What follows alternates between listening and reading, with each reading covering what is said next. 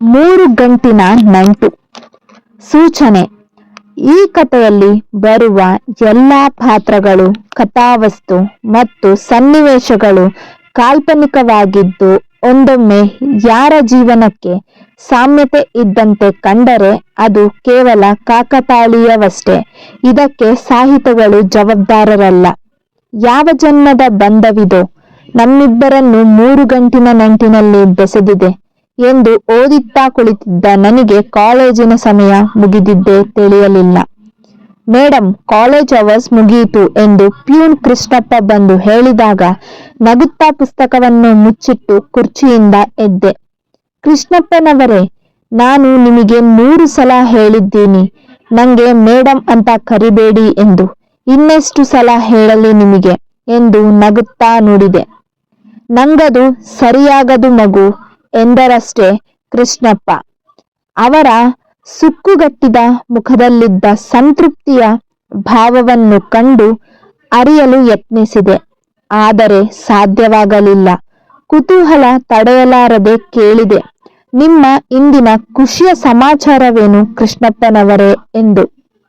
ಇಂದು ನನ್ನ ಮತ್ತು ನನ್ನವಳ 25ನೇ ಮದುವೆ ವಾರ್ಷಿಕೋತ್ಸವ.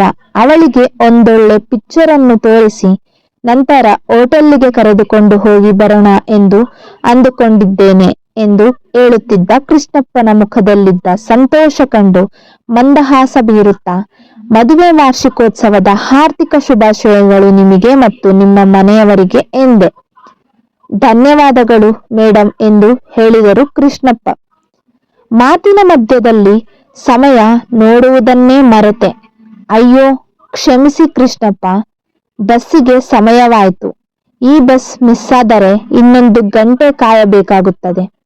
ನಾಳೆ ಸಿಗುವೆ ಎಂದಷ್ಟೇ ನುಡಿದು ಅಲ್ಲಿಂದ ಸರಸರನೆ ಹೊರಟೆ. ಬಸ್ ಸ್ಟಾಪಿಗೆ ಬಂದು ನಿಲ್ಲುವಷ್ಟರಲ್ಲಿ ವರುಣನ ಆರ್ಭಟ ಶುರುವಾಗಿತ್ತು. ಛತ್ರಿ ಹೊರತೆಗೆದೆ. ಛತ್ರಿಯಿಂದ ಬೀಳುತ್ತಿದ್ದ ಸಣ್ಣ ಸಣ್ಣ ಮಳೆಹನಿಗಳಿಗೆ ಕೈ ಒಡ್ಡುತ್ತಾ ಮನದೊಳಗೆ ನಕ್ಕೆ. ಯಾವ ಜನ್ಮದ ಬಂಧವು ನಮ್ಮಿಬ್ಬರನ್ನು ಈ 3 ಗಂಟಿನ ನಂಟಿನಲ್ಲಿ ಬೆಸೆದಿದೆ ಎಂದು ಮತ್ತೆ ಮನದೊಳಗೆ ಓದಿದೆ. ಅರೆ, ಇದೇನಿದು? 100 ಪುಸ್ತಕಗಳನ್ನು ಇಲ್ಲಿಯವರೆಗೂ ಓದಿದ್ದೇನೆ. ಆದರೆ ಈ ವಾಕ್ಯ ಮಾತ್ರ ನನ್ನ ಮನಸ್ಸನ್ನೇಕೆ ಕಾಡುತ್ತಿದೆ? ಇದರಲ್ಲಿ ಅಂತಹದ್ದೇನಿದೆ? ಇದೊಂದು ಸಾಮಾನ್ಯ ಹೆಣ್ಣಿನ ಸ್ವಗತವಷ್ಟೇ.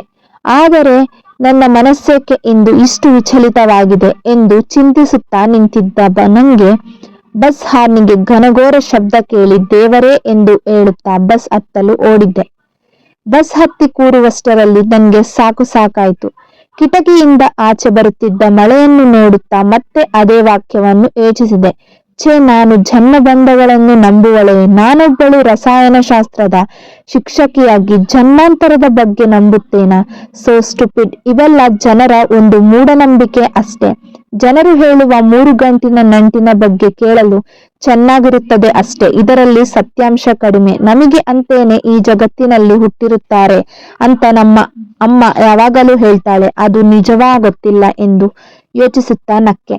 ಮನೆಗೆ ಬರುವಷ್ಟರಲ್ಲಿ ನನಗೆ ವಿಪರೀತ ಸುಸ್ತಾಗಿತ್ತು. ಅಪ್ಪ ಟಿವಿಯ ನ್ಯೂಸ್ನಲ್ಲಿ ಮುಳುಗಿದ್ದರು. ಅಮ್ಮ ನನ್ನ ಕಂಡು ಮುಖ ಸಿಂಡರಿಸಿಕೊಂಡಳು. ನಂಗೆ ಅಂದು ನಿತ್ಯದ ಕಥೆಯೇ, ಆದರೆ ಇದು ತುಂಬಾ ಸುಸ್ತಾಗಿದ್ದರಿಂದ ಸ್ವಲ್ಪ ಜಾಸ್ತಿ ಕಾಣಿತಷ್ಟೆ. ಅಕ್ಕ ಬಂದ್ಯಾ? ಎಷ್ಟೊತ್ತು ಮಾಡೋದು? ನೀನು ಗಂಟೆ ನೋಡು, ಏಳಾಗುತ್ತೆ ಬಂದು ಎಂದ. ಅವನ ಮಾತಿಗೆ ನಗುತ್ತಾ, ನಂದು ಬಿಡು, ನೀನು ಓದ್ಕೊಂಡ್ಯಾ ಎಂದು ಅವನ ಕೆನ್ನೆ ಹಿಂಡಿದೆ. ಅಕ್ಕ, ನಾನೇನು ಚಿಕ್ಕ ಮಗುವಲ್ಲ ಕಣೆ, ಈ ರೀತಿ ಕೆನ್ನೆ ಹಿಂಡಬೇಡ ಎಂದು ಕೆನ್ನೆ ಇಜ್ಜುತ್ತಾ, ಸನತ್ ನೀನು ನಂಗೆ ಮಗುನೇ ಕಣೋ ಎಂದೆ. ಅಷ್ಟರಲ್ಲಿ ಅಮ್ಮ ಬಂದು ನನ್ನೆದುರಿಗೆ ನಿಂತಿದ್ದಳು. ನಿಂಗೆಷ್ಟು ವಯಸ್ಸು ಗೊತ್ತಾ ಎಂದು ಸಿಟ್ಟಿನಿಂದ ಕೇಳಿದಳು. ಗೊತ್ತು, ಜಸ್ಟ್ 29 ಎಂದು ಸಣ್ಣದಾಗಿ ನಗುತ್ತಾ ಹೇಳಿದೆ. ಇನ್ನೇನು 30 ಆಗುತ್ತೆ ಕಣೆ. ನಿನ್ನ ಮದುವೆಯ ಬಗ್ಗೆ ನಂಗೆ ವಿಪರೀತ ಚಿಂತೆಯಾಗ್ತಿದೆ ಎಂದು ಸಣ್ಣ ಮುಖ ಮಾಡಿ ಹೇಳಿದಳು. ಅವಳ ದುಃಖ ಮಿಶ್ರಿತ ಸಿಟ್ಟಿನ ಮುಖವನ್ನು ಕಂಡ ನಂಗೆ ಸಂಕಟವಾಯಿತು. ಆ ಹುಡುಗ ಒಪ್ಪಲಿಲ್ವಾ ಎಂದು ನೇರವಾಗಿಯೇ ಕೇಳಿದೆ. ಅವಳ ಕಣ್ಣಂಚಿನಲ್ಲಿ ನೀರು ತುಂಬಿತ್ತು. ನಂಗೆ ಅರ್ಥವಾಯಿತು. ನನ್ನ ಕನ್ನಡಕದಿಂದ ರಿಜೆಕ್ಟ್ ಆದ್ನಾ? ಎಂದು ಕನ್ನಡಕವನ್ನು ಸರಿಪಡಿಸಿಕೊಳ್ಳುತ್ತಾ ಕೇಳಿದೆ. ನನ್ನ ಮಾತಿನಿಂದ ಅಮ್ಮನಿಗೆ ರೇಗಿತು. ನಿಂಗೆಷ್ಟು ಸಲ ಹೇಳೋದೆ ಲೇಸರ್ ಟ್ರೀಟ್ಮೆಂಟ್ ಮಾಡಿಸ್ಕೊ ಅಂತ. ಅರ್ಥ ಮಾಡ್ಕೋ ಪುಟ್ಟ, ಇದು ನಿನ್ನ ಇಡೀ ಜೀವನದ ಪ್ರಶ್ನೆ. 5 ವರ್ಷಗಳಿಂದ ಹುಡುಗನ್ನ ಹುಡುಕುತ್ತಾ ಇದ್ವಿ. ಇಲ್ಲಿಯವರೆಗೂ ಒಬ್ಬನೇ ಒಬ್ಬ ನಿನ್ನ ಒಪ್ಪಿಲ್ಲ. ಮದುವೆಯ ವಯಸ್ಸು ಮೀರೋಗುತ್ತಿದೆ ಕಣೆ ಎಂದು ಅಮ್ಮ ನನ್ನ ಮುಖ ಹಿಡಿದು ಗೋಗರೆದಳು.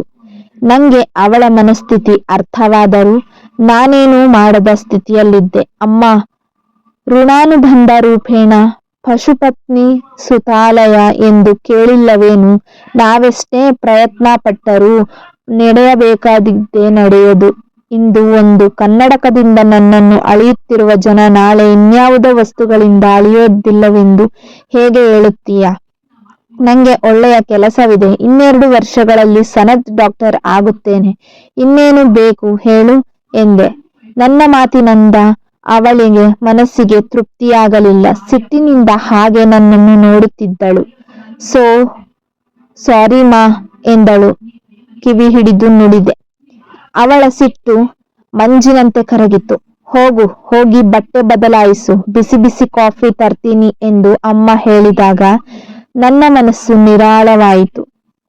ಕಾಫಿ ಹೀರುತ್ತಾ, ನನ್ನ ಫೇವರೆಟ್ ನವಿಲುಗರಿ ಡಿಸೈನಿನ ಡೈರಿ, ಇನ್ಮುಂದೆ ನನ್ನ ಜೀವನದ ನೋವು ನಲಿವುಗಳನ್ನು ಹಂಚಿಕೊಳ್ಳುವ ಏಕೈಕ ವ್ಯಕ್ತಿ ನೀನೆ ಎಂದು ಅದಕ್ಕೊಂದು ಮುತ್ತಿಟ್ಟೆ.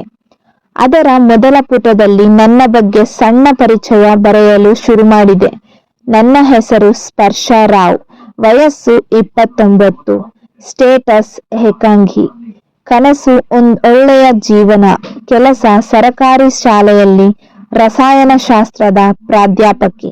ಇಷ್ಟು ಬರೆದ ನನಗೆ ಸಮಾಧಾನವಾಗಲಿಲ್ಲ. ಕಾಡುತ್ತಿದ್ದ ಆ ವಾಕ್ಯವನ್ನೇ ದಪ್ಪಕ್ಷರಗಳಲ್ಲಿ ಬರೆದೆ. ಕೊನೆಯಲ್ಲಿ 3 ಗಂಟಿನ ನಂಟು ನಮ್ಮಿಬ್ಬರನ್ನು ಬೆಸೆಯುವುದೆಂದು ಎಂದು ಬರೆದು ಪ್ರಶ್ನಾರ್ಥಕವಾಗಿ ಯೋಚಿಸಿದೆ. ಏನಿದರ ಮರ್ಮ ಎಂದು. ಅಕ್ಕ ಎಂದು ಓಡಿ ಬಂದನು ಸನತ್. ಏನು ಎಂದು ಕೇಳಿದೆ. ಅಮ್ಮನ ಮಾತಿಗೆ ಬೇಜಾರಾಗ್ಬೇಡ, ನಿಂಗೊತ್ತಲ್ವಾ ಅವಳು ಸ್ವಲ್ಪ ಸೆಂಟಿಮೆಂಟಲ್ ಎಂದು ತಲೆಯ ಬಳಿ ಬೆರಳಿಡಿದು ತಿರುಗಿಸಿದಾಗ ಅವನ ತಲೆಯನ್ನು ಸಣ್ಣದಾಗಿ ಮೊಟಕಿ, ಕೋತಿ ಹಾಗೆಲ್ಲ ಹೇಳಬಾರದು, ಅಮ್ಮ ಯಾವತ್ತಿದ್ರೂ ಅಮ್ಮನೇ ಎಂದೆ. ಗೊತ್ತು ಬಿಡೆ ಇದೇನು ಎನ್ನುತ್ತಾ ಬೇಡವೆಂದರೂ ನನ್ನ ಡೈರಿಯನ್ನು ಕಿತ್ತುಕೊಂಡು ಓದಿದನು ಸನತ್. ಓಹೋ ಅಕ್ಕ, ಕವಿ ಆಗ್ಬಿಟ್ಯಾ? ಕೆಮಿಸ್ಟ್ರಿಯಿಂದ ಕವಿಯಾಗುವ ಮಿಸ್ಟ್ರಿ ನನ್ಗೂ ಹೇಳ್ಕೊಡೆ ಎಂದು ಸನತ್ ಹೇಳಿದಾಗ ನಂಗೂ ನಗು ಬಂತು. ನಕ್ಕೆ. ಮಿಸ್ಟ್ರಿ ಏನಿಲ್ಲ ಮಿಸ್ಟರ್, ಇಂದು ಯಾವುದೋ ಪುಸ್ತಕದಲ್ಲಿ ಓದಿದ್ದು ಇಷ್ಟವಾಯ್ತು, ಬರೆದಿಟ್ಟೆ. ಭಾವ ಸಿಗಲಿ, ಅವರಿಗೆ ಇದನ್ನೇ ಮೊದಲು ತೋರಿಸೋದು ನಾನು.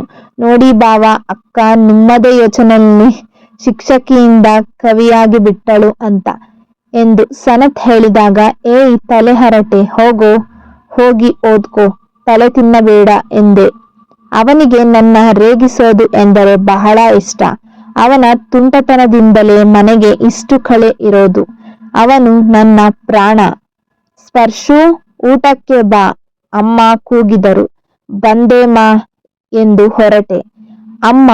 ಅಮ್ಮನ ಆಜ್ಞೆ ಮೀರುವಂತಿಲ್ಲ. ಊಟಕ್ಕೆ ಕುಳಿತಾಗ ಅಪ್ಪ ಮತ್ತದೇ ವಿಷಯ ತೆಗೆದರು. ನಾಳೆ ನೋಡೋಕೆ ಹುಡುಗನ ಮನೆಯವರು ಬರ್ತಾರಂತೆ, ಸಂಜೆ ತಯಾರಾಗಿರು ಎಂದರು. ತಲೆಯಾಡಿಸಿದ. ಆದರೆ ಮನದಲ್ಲಿ ಯಾವುದೇ ರೀತಿಯ ಖುಷಿ ಇರಲಿಲ್ಲ. ಕಾರಣವದೇ ಕನ್ನಡಕ. ಮುಂದುವರೆಯುತ್ತದೆ ಮುಂದಿನ ಭಾಗದಲ್ಲಿ. ಈ ಕಥೆಯ ಮುಂದಿನ ಸ್ಟೋರಿ ಕೇಳುವಂತೆ. ಧನ್ಯವಾದಗಳು.